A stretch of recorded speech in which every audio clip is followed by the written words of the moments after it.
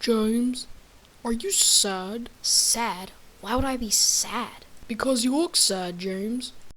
Henry, just because I look sad or have a sad-looking face doesn't mean I am sad. Right now I'm just bored. Bored? James, Sodor is a fun and happy place. It's not boring at all. Easy for you to say. You pull the express up and down the line, and I have to take dirty coal cars up and down the line. That's supposed to be Henry's job. Hey, my job is to take long trains up and down the line and take the flying kipper. I'm the big green goods engine. Henry, you haven't taken the flying kipper since you crashed. Now, Henry looks sad.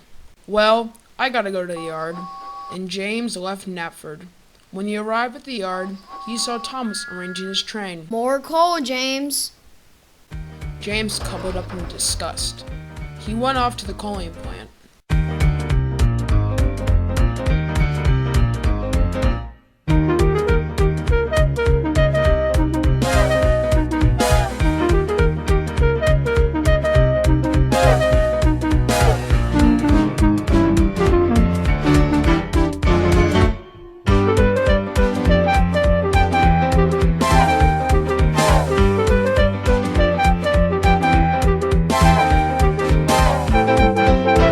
When James arrived at the coaling plant, he saw Percy.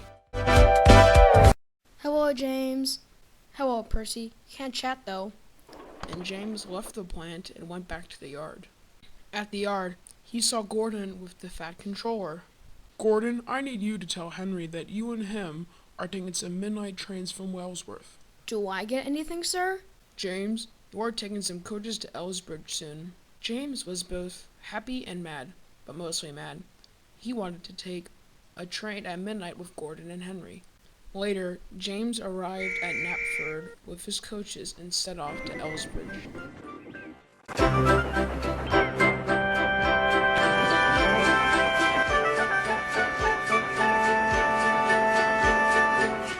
James arrived at Elsbridge where Toby was. James, this is a surprise. But why do you look so glum? I wanted to take a midnight train with Gordon and Henry. The whistle blew and James left the station.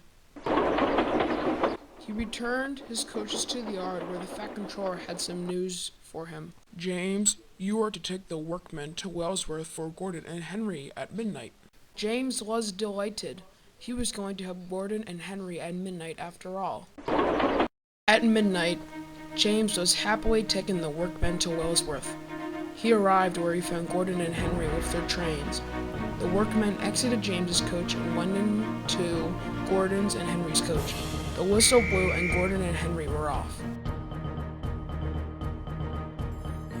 James turned around and went back to the sheds. He came up to a signal box, and the signal was red. Red? Why would the signal be red?